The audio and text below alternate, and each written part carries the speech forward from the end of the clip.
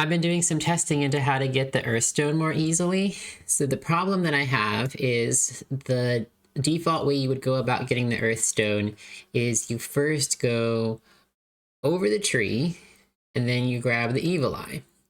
Then once you have the Evil Eye, you climb back over the tree, over the mountain, across the whole desert, all the way, grab the Essence of Earth and use the Essence Eater to get the Earthstone, and then you have the stuff that you want to get. Then the problem is the next thing that I want to get when I'm doing at least certain runs is I want to get into the tree and get the notes.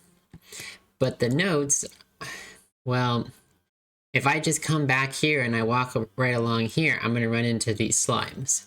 So I guess one alternative would be that you could climb way up in the air above and then try to go back the way you came. At this stage in the game, you wouldn't have like a teleport bolt or anything, so you would have to use like the glitch for infinite flight. And that's possible, but I keep wanting to basically go and get the Earthstone first and then get the eye. It seems cleaner because then you have the Earthstone, you use the Earthstone to climb the tree, you don't need the flight glitch to do that. Then once you have the Evil Eye, you get the notes right while you're there. So basically you go right and then you go left and then you're done, as opposed to needing to go left, then right, then left again. To me, these unstable crystals actually work just fine to climb over. So normally what you would try to do is you walk up here and you throw it, and it falls down under gravity, and then eventually it explodes. And that really didn't do you any good. But if you come in here, and you see how like when I get close enough to the wall, the tip of the wand actually, it just kind of like clips through the wall. If you come up here and you do it just right, it will allow you to like place the crystal in the wall like that, so it's not, it sticks there. And then when you explode, then you get like a little bit of a gap, and if you get that big enough, you can stand on it.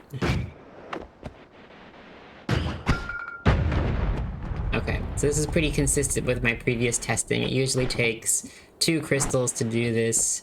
And then, of course, once you have that, you can make it over the top. Now, obviously, you can always just do the mods restart glitch to get over the top. But if you don't want to do that glitch, this is an additional way that you can get over.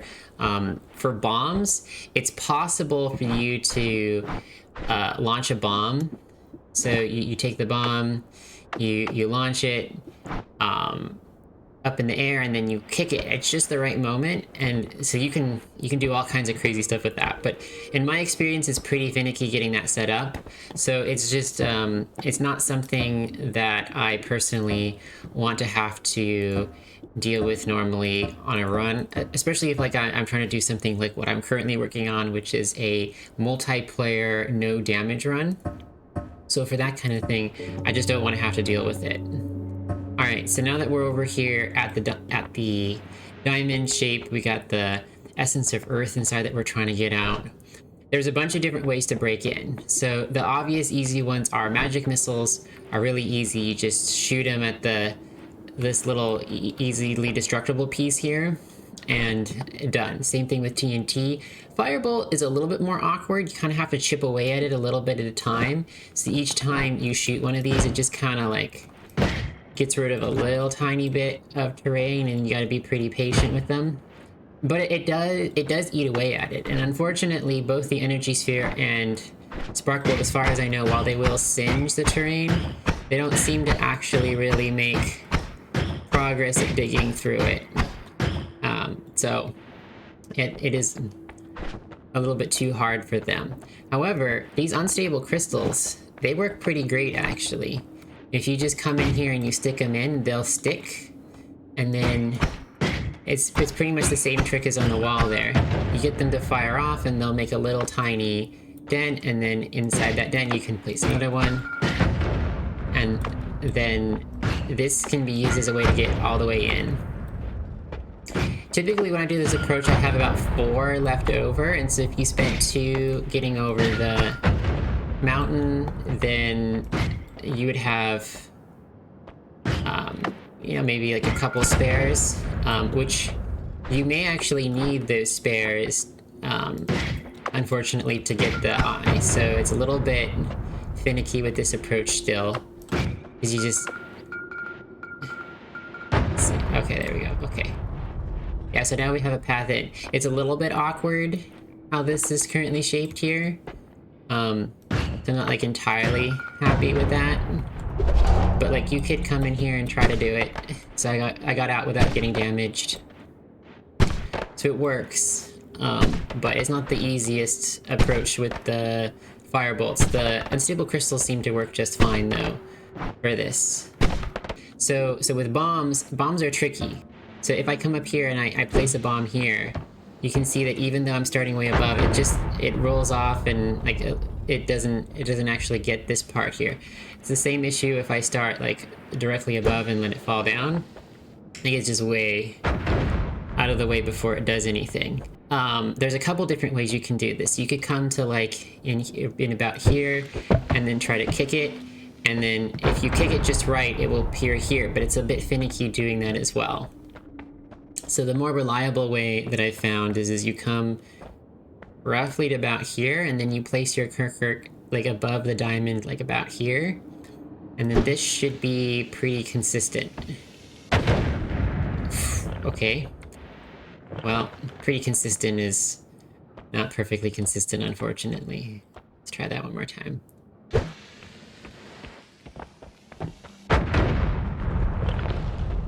I have to start a new save here. So we have diamond, come to our mark. Let's place our cursor a little bit farther out. Okay, that did it. All right, so if you get the timing right, it will come over here. I found that like it's a little bit more consistent doing the stand on your mark right here and then place your cursor up here. I can get it like at least half the time. This was especially good because I got it on one bomb. Typically you have to place the second one down here in order to be able to pick it up. But it's pretty consistent once you get it, but there does seem to be some randomness that will throw it off sometimes, so we just got unlucky there. The other way is you come a little bit farther down and then you like place your cursor like about here and then you just kind of kick it, and then if you do it just right, it will work. But I find that like more than half the time it bounces like that. So it's a little bit finicky. Okay, that time it did a little bit better. Yeah, so that one would have worked right there. But yeah, let's just do that once more for good measure, just so you can see that it is at least somewhat consistent, and hopefully it will behave for the camera. But it isn't perfectly consistent. But it is a way to get the bombs in there, which I think is pretty cool. All right, so there we go.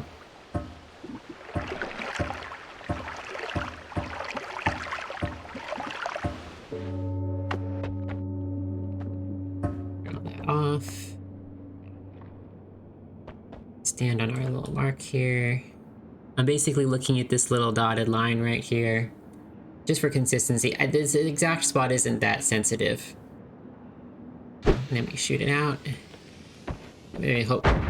Okay, there we go. That's a more typical one. So, yeah. So it crumbled, but it didn't go like the whole way through. So then we spend a second bomb and we just kind of place it in there and hope it stays, and then we got a good explosion and it just completely opened this whole route in out.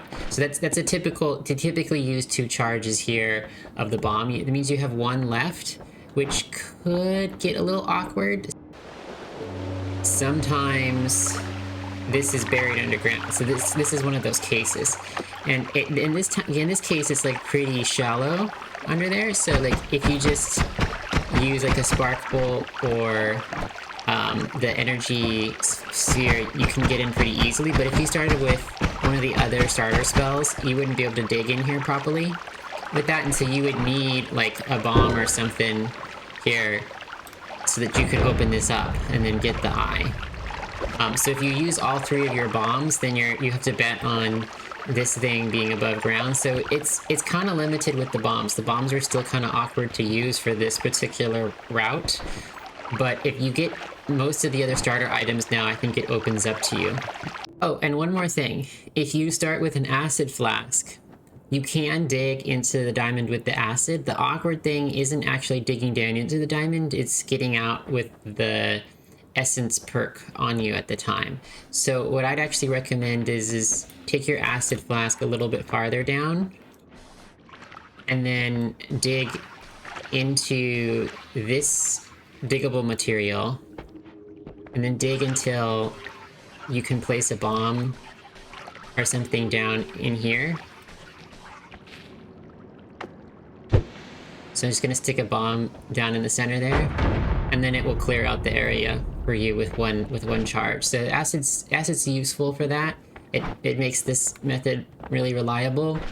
The one thing about acid I would say is that like if you get even like a pixel of it on you on accident, then that would be the end of your no damage run. But if you're not doing a no damage run, then the damage from a pixel of this is pretty minimal, and it's pretty great to use for that purpose. So there you have it. Some additional ways to route for the start of your run. I really find that these runs where you start off and you get the Earthstone and the Evil Eye and the note spells at the very beginning, it makes your run so much easier because you know that you won't have to have any repercussions for picking up orbs. You got the note spells if you want to do some additional damage on your triggers or your homing builds, and just in general, you have the ability to just dig wherever you want to dig. It's a little bit slow digging compared to, like, say, a sped up black hole or some of the other faster movement options, but you don't always reliably get those, and just being able to dig through everything, be able to go back up to previous biomes, it's just, there's so much utility to it. I've found that it actually is making some of my runs go a little bit faster on average, and I also just feel like I have so much more control over my runs. Like, instead of sort of desperately trying to claw my way to get the supplies to get established in a run, like, I have kind of almost like half of the arsenal of what I need just reliably every single run. It does take a little bit of time to get set up, but I find that, like, for the slow sort of like reliable kind of pace I try to set for my runs, for my style of playing Noita, I'm actually like replacing time I would spend scrounging for much less valuable resources by just reliably getting these things.